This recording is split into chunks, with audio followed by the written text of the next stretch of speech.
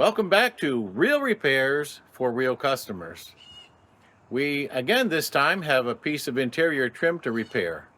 And of course, with any repair, we'd like to expedite it as quickly as possible, but without compromising any quality in the repair itself.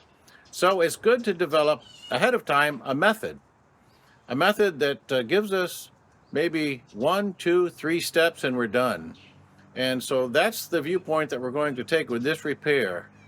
So let's get to work.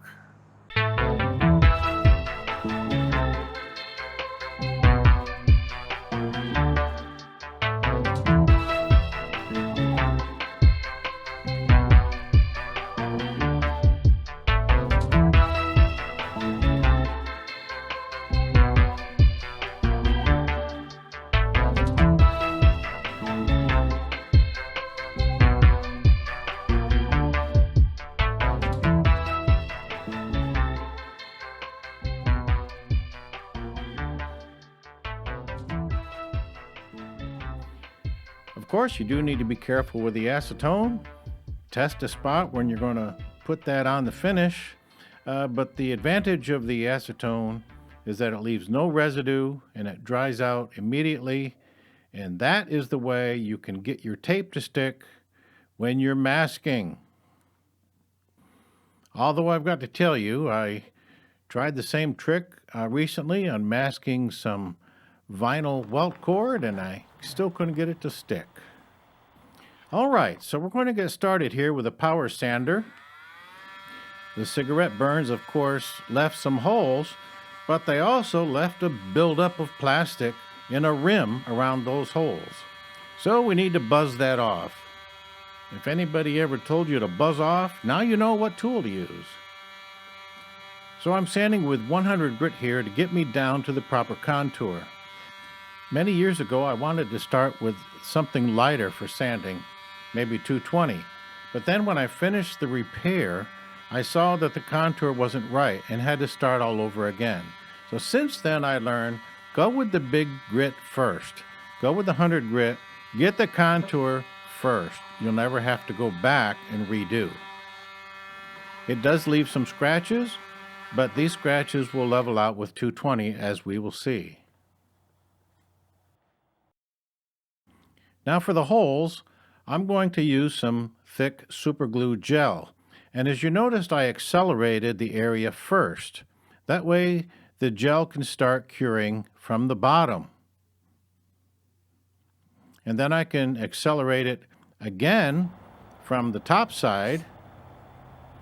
And that way the whole thing gets cured quickly and we can get right onto it sanding again. In this case, a fresh piece of 220 grit.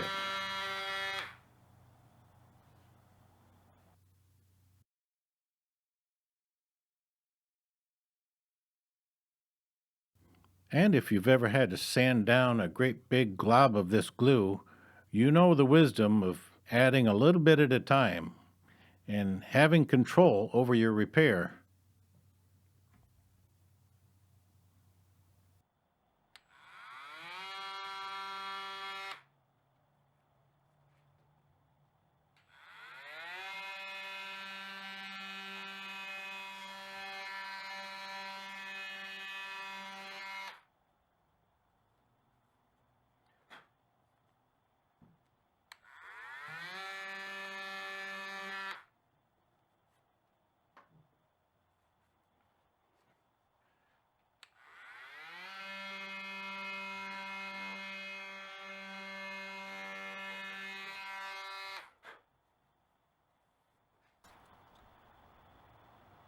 Now we're moving on to the finer adjustment.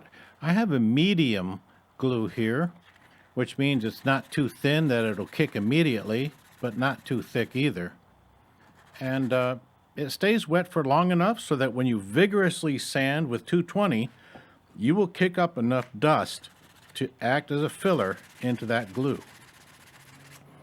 But the trick to this is to sand vigorously, to kick up enough dust. And the 220 grit is coarse enough to do the job.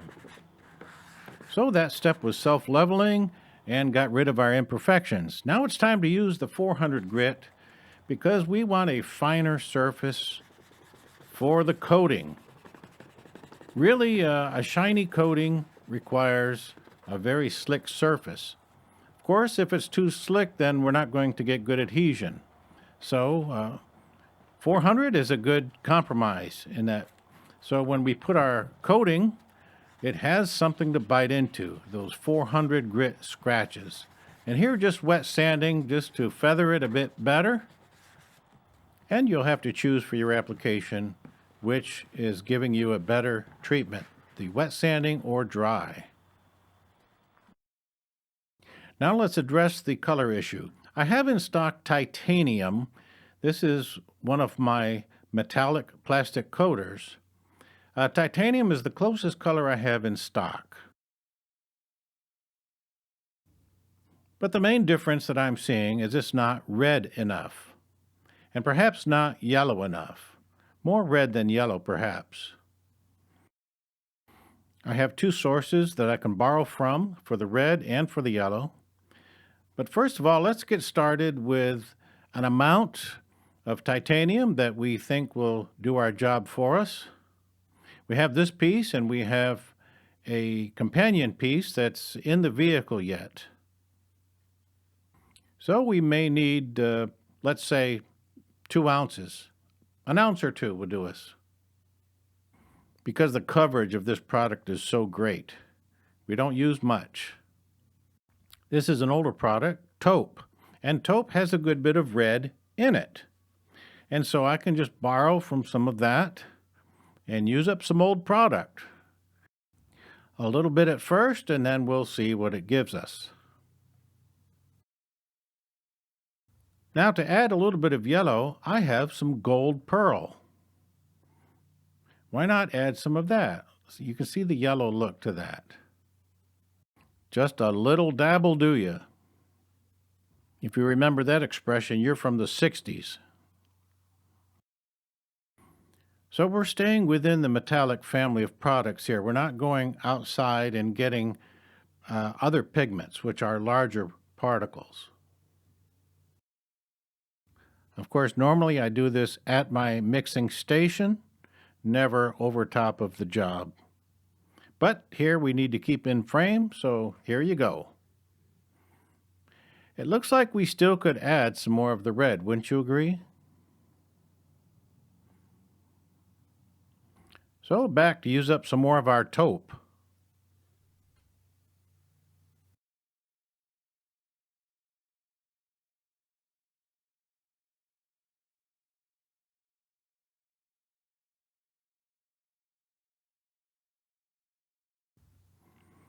Does that look like something we could try? The spray will be the final test, but let's go with it.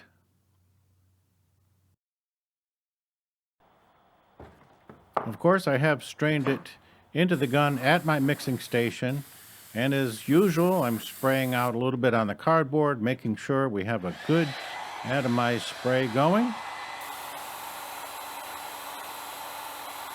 And we're going to put a light mist here at first. You barely can see it. And drying it down as we go. This is just a light mist so that we can get proper adhesion. And as you know, metallics, you don't want to spray them too heavy. And that would be especially true on the first go-round here. The reason for that is the metallic particles like to swim around and create patterns as they do so. So metallic is better sprayed dry. So we'll get a really good even coverage here.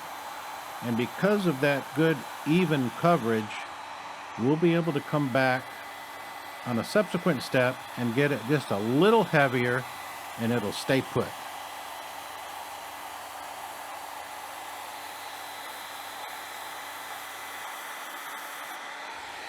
Before that heavier coat, however, I think I do want to blend it up on the sides just a little bit to blend the old with the new.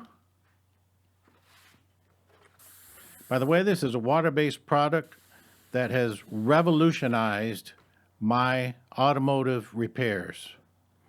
And it's a shame that more people have not caught on to it, though I've featured it many times on this channel, because now even my supplier does not carry it any longer. They didn't sell enough of it. I don't understand it, because it is just one of recent years' revolutionary products, in my opinion. You see how nicely it covers. I'm going a little heavier here. I want it a little heavier, without running, of course, and without creating eddies in a pool of metallics. Uh, just a bit heavier so that we can get a bit of a shine to match the satin sheen of the original. It'll dry down a little bit. Of course, it's shiny here, wet, but yeah, it'll match the sheen of the original once it's dried back. So we can live with that. Now, in the same car, we had some severe dog damages on everything. And the console here was damaged too. I would suspect maybe by a leash or something like that. So we had to fix that as well. I didn't record the process, but I filled all this in with polypropylene welding rods and then retextured using the plastic primer as a base with the pigments added. And now back to the people damage.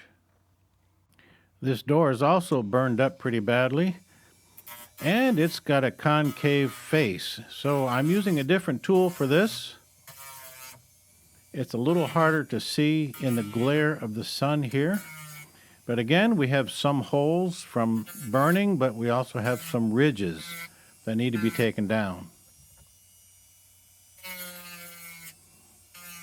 And to get there the quickest, this little Dremel tool, I think does the trick. Maybe you have another tool you could recommend. But this is what I had on hand. It seemed to do pretty well. It did leave some of its own little marks in the door, which we had to sand out with 220 grit, just like we did on the first part. But this is going to get us down to the contour quite quickly. I do also have a battery Dremel tool that works well.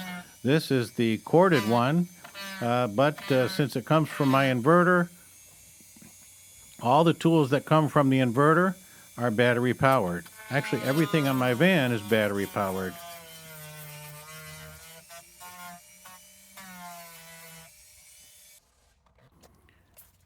So here, this would be the 220 step.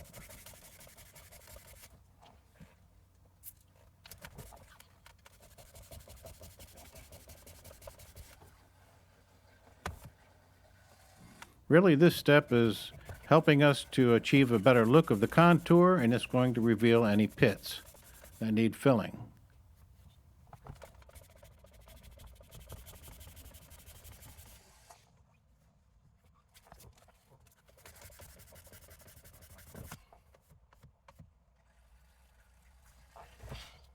This is not the most accessible to work on right here, but I couldn't figure a way how to move the shift lever from the park position and leave the vehicle off at the same time.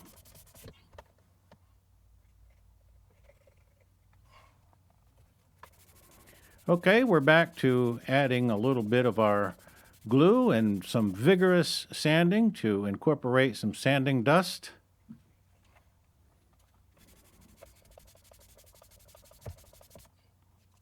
I am hoping here that the foam sanding block will help me with the contour a little bit. I think it did, but since this is a concave face, then the finger seemed to work just as well down in there.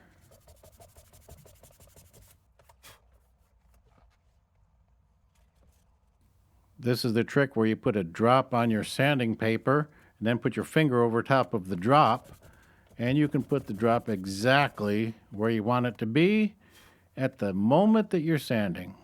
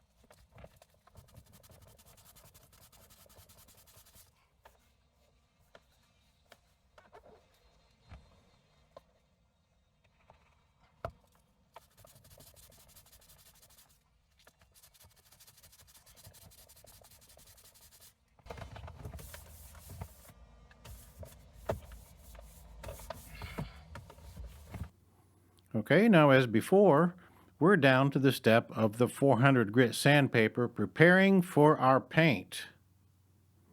This will give us the slick finish, at the same time giving a little bit of bite for the paint. So we found success in 3 steps. 1, a heavier grit, say 100 grit, grinding down to get the contour right at the very beginning. Followed up with 220 and some finer glue to fill in the imperfections, to finish out our contour, and then the 400 grit when we're ready for paint. Of course, the usual prep steps. Here I'm doing a final prep with acetone just to make sure that our surface is ready for the paint and that our masking tape will stick as well. I'm seeing some marks that I think the 400 will take care of. Let's make sure that that's good to go. When I finished with this, I put up an umbrella to block this sun so we get rid of that glare. And I spared you all the masking, so we've got all the masking done, and we're going to move right on to the color phase.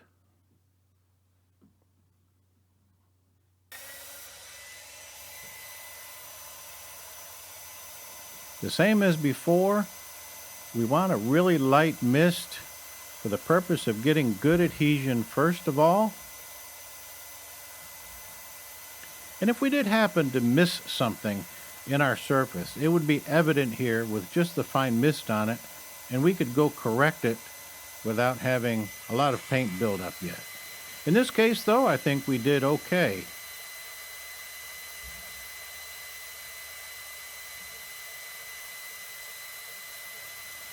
Also, the dealer pointed out that around the cup holder and the shifter, there is some cigarette tar stains and some dog scratches.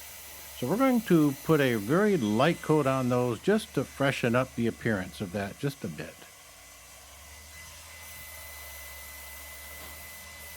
So I'm taking care of the people damage and the dog damage at the same time. Of course, dogs can be trained.